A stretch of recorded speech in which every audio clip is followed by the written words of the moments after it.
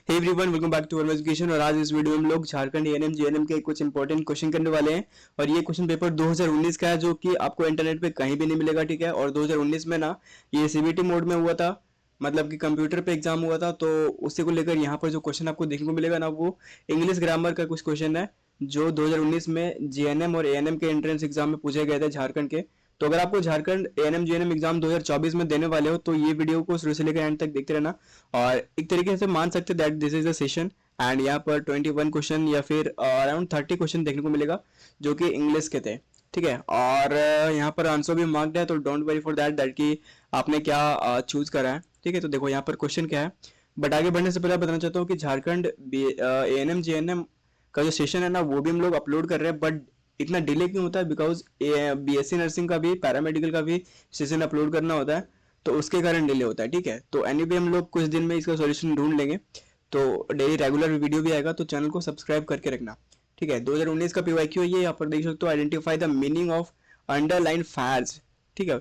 Underline Fyers में जो है उसका मीनिंग फाइंड करना है, करेक्ट मीनिंग, ठीक है। तो देख सकते हो क्वेश्चन क्या है, after losing his job he can not keep up, ये बेसिकली अंडरलाइन है पहले से, keep up with his earlier standard of living, ठीक है।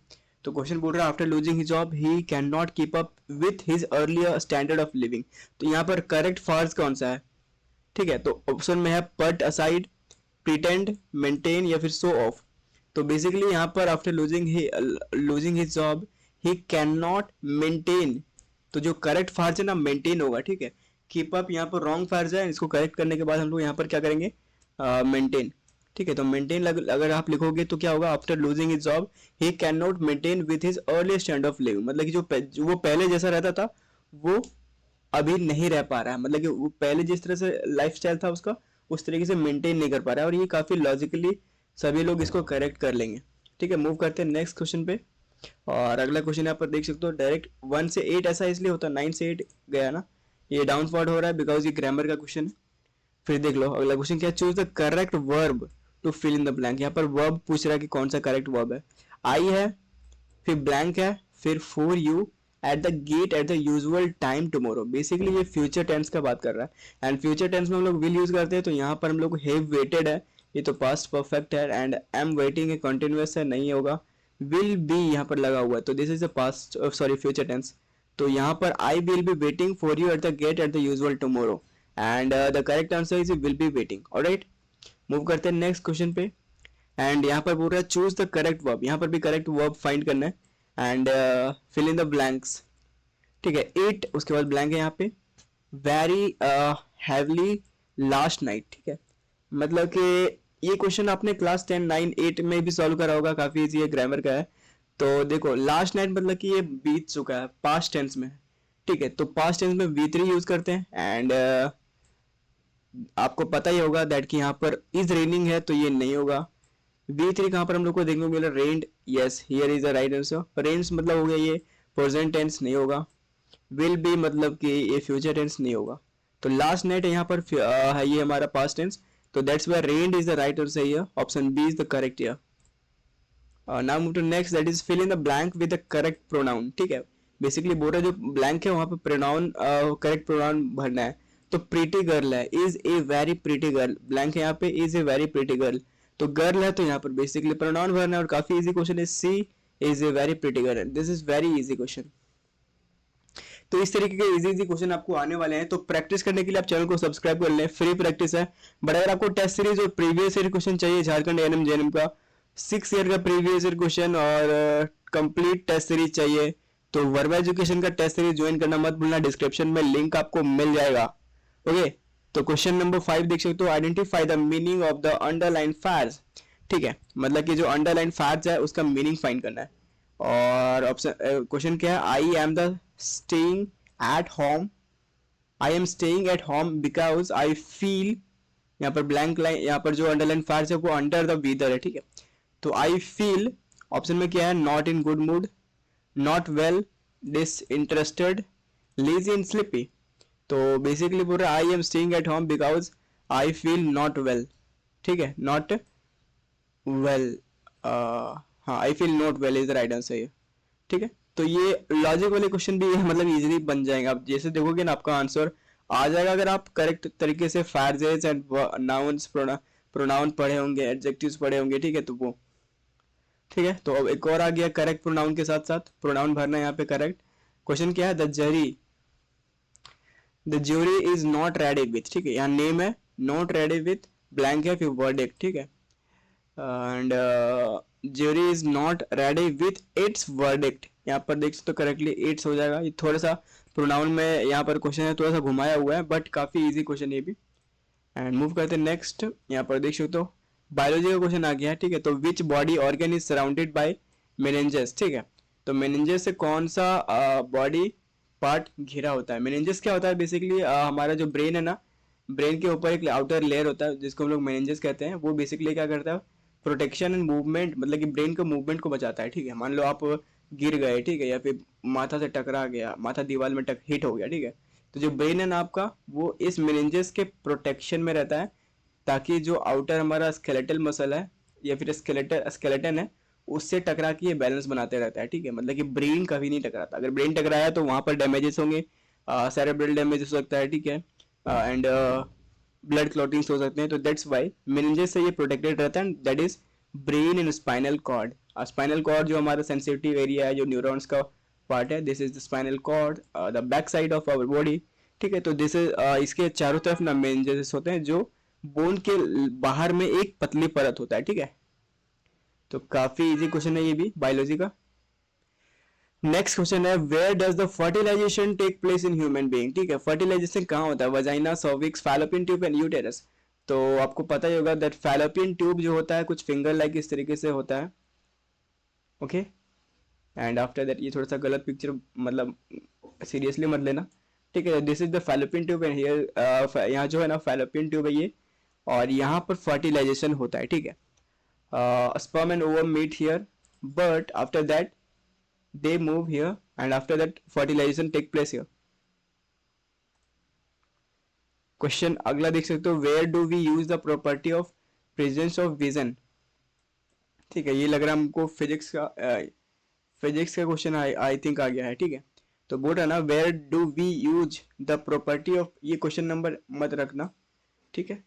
Where do we use the property of presence of vision, मतलब कि हम दृष्टि के दीर्घ स्थायीपन के गुण का उपयोग कहाँ करते हैं, मतलब कि दूर देखने के लिए कहाँ करते हैं, सिनेमेटोग्राफी में, ठीक है।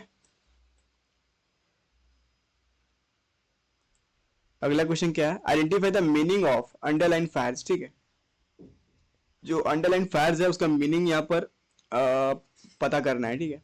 The outing had been planned but it did not take place, ठीक है। इट डिड नॉट, उसके बाद यहाँ कम ऑफ है, कम ऑफ का यहाँ पर जो अगला मीनिंग हो सकता है ना, वो है टेक प्लेस, ठीक है। गो वेल नहीं होगा, अराइविंग ऑन टाइम न होगा, बिकम डिसलॉज्ड नहीं होगा, ठीक है। तो अंडरलाइन फायर्स जो करेक्ट होगा वो टेक प्लेस होगा। अगला क्वेश्चन यहाँ पर देखो, तो fill in the blank with the correct pronoun, ठीक है। करेक्ट प्रोनाउन यहाँ पर फाइंड करना है। एंड क्वेश्चन क्या है, आई लॉस्ट द पेन, फिर ब्लैंक है यहाँ पर, आई बाउट स्टडी, मतलब कि जो मैंने पेन खरीदा था वो खो गया, मतलब कि जो मैंने परसों जो पेन खरीदा था वो खो गया, ठीक है। तो बेसिकली यस्टरडे है दैट कल या फिर बीता हुआ कल, तो ठीक है। तो वहां पर हम लोग यूज करेंगे क्या, हु तो यूज नहीं होगा, पर्सन के लिए होता है, वेयर लोकेशन के लिए होता है, विच थिंग्स के लिए होता है। तो right answer is here which. अगला क्वेश्चन क्या है, एलिफेटिक हाइड्रोकार्बन सर का, ये बेसिकली केमिस्ट्री का क्वेश्चन है। तो एलिफेटिक हाइड्रोकार्बन जो है वो क्या होता है, सैचुरेटेड मॉलिक्यूल, अनसैचुरेटेड मॉलिक्यूल, ठीक है। तो दो ही ऑप्शन है यहाँ पर, और एलिफेटिक हाइड्रोकार्बन जो है ना वो अनसैचुरेटेड भी होते हैं, सैचुरेटेड दोनों होते हैं। तो टू भी सही है, सॉरी ये ओनली है यहाँ पे, तो 1 and 2 बहुत सही है। तो यहाँ पर correct answer that is C, okay. अगला क्वेश्चन की ओर मूव करते हैं। अगला क्वेश्चन है, nuclear reactor work on the principle of, देखो केमिस्ट्री का क्वेश्चन जो है ना खास नहीं आता, बस आपको एनसीईआरटी रीडिंग कंप्लीट होना चाहिए क्लास 10 का, आपका सारा क्वेश्चन सॉल्व हो जाएगा, ठीक है। Nuclear reactor works on the principle of, nuclear reactor जो है वो किस प्रिंसिपल काम करता है, nuclear diffusion, nuclear fermentation, nuclear fission, nuclear fusion. तो न्यूक्लियर रिएक्टर जो है ना न्यूक्लियर फिजन के प्रिंसिपल पे वर्क करता है, ठीक है। अगला क्वेश्चन क्या बोल रहा है, why stars twinkle in the night sky, ये बेसिकली 3 बार रिपीट हो चुका है क्वेश्चन। तो बेसिकली रिफ्रैक्शन के कारण जो है ना रात में तारे हम लोगों को टिमटिमाते हुए देखते हैं, मतलब कि कभी जल रहा है, कभी बंद हो रहा है, कभी ब्राइटनेस लो हो रहा है एंड कभी बढ़ रहा है, उस तरीके से। तो रिफ्रैक्शन के कारण होता है, ठीक है, due to the mass number of particles, beta particles in the sky line. Okay, question number 7, fill in the blanks with the correct option. Basically बोल रहा है इनमें से कौन सा करेक्ट ऑप्शन होगा। I know that he will be blank, so I did not have the blank to tell him, ठीक है। I know that he will be hurt, hurt मतलब कि चोट लगना, मतलब कि अब बुरा लगना। तो हर्ट मतलब धड़कन होता है, हर्ट मतलब धड़कन होता है, गलत। हर्ट मतलब होता है बुरा लगना, ठीक है। I know that he will be hurt, so I did not gave the hurt to tell him. I did not have the hurt to tell him, मतलब कि मुझे उनसे बात करने का बात करने का मन नहीं कर रहा, ठीक है। तो इस तरीके से यहाँ पर आप समझ सकते हो, हर्ट टू टेल हिम नहीं होगा, ठीक है। हर्ट हर्ट गलत है, स्पेलिंग भी आपको ध्यान में रखना है यहाँ पर। तो I know that he will be hurt, so I did not have the hurt to tell him, मतलब कि मैंने उसे नहीं बताया, मुझे लगा कि उसे बुरा लगेगा, ठीक है। इस तरीके से क्वेश्चन है ये। Identify the meaning of underline Fyers, ठीक है। तो फिर से फायर्स वाले क्वेश्चन आ रखे हैं, फायर्स वाले, और फायर्स वाले क्वेश्चन हम लोगों ने टेस्ट सीरीज में भी करवा रखे हैं, तो आप जाके एक बार चेकआउट कर लेना। I found the test to be a piece of cake, ठीक है। I found the test to be a piece of cake, ठीक है। तो बेसिकली पूछ रहा है ए पीस ऑफ केक को, है ना, अंडरलाइन फायर्स क्या मैच करता है। I found the test to be most uncommon, no. Hard to solve, no. Very tasty, no. Very easy. I found the test to be very easy, test जो है ना, मतलब कि आपका एग्जाम हो रहा है, तो वो है। पीस ऑफ केक देखे यहाँ पर आपको भ्रमित कर सकता है, that is very tasty. I found the test to be very tasty, test मतलब यहाँ पर जो है ना टेस्ट नहीं है, TEST है, मतलब कि एग्जाम है, ठीक है। तो very easy right answer, D is right answer here, ठीक है। तो सारे ऑप्शन यहाँ पे गलत है, option D is the right answer here. 5 देख, अगला क्वेश्चन देखते हो, fill in the blank with correct pronoun. My mother and blank है, वी वेंट शॉपिंग यस्टरडे, ठीक है। तो my mother and I went है शॉपिंग यस्टरडे, फ्यूचर टेंस है, तो दैट्स व्हाई आई यहाँ यूज करा। माई सेल्फ यूज नहीं करना इधर। Choose the correct verb to fill in the blank, verb यहाँ पे फाइंड करना है। when we reached the station the train had left, because ये फ्यूचर ये पास्ट टेंस में चला जाएगा, ठीक है। रीच्ड है तो हम लोग भी उधर भी पास्ट परफेक्ट टेंस यूज करेंगे, एंड हैड लेफ्ट मतलब कि छूट चुका था। Choose the correct word to complete the sentence, ठीक है। बोल रहा है ना करेक्ट वर्ड फाइंड करो, choose the correct word to complete the sentence, but sentence को कंप्लीट करने के लिए करेक्ट वर्ड कौन सा होगा। We differ blank you in this matter, you in this matter मतलब कि हम लोग अलग हैं आपके इस मैटर से, इस तरीके से पूछ रहा है। We differ with you in this matter, ठीक है। अगला क्वेश्चन यहाँ पर क्या बोल रहा है, identify the meaning of underline fires, मतलब कि जो अंडरलाइन फायर्स है उसका मीनिंग, करेक्ट मीनिंग यहाँ पर फिर से पूछ रहा है। After losing the match he has been down in the dumps, sad and depress.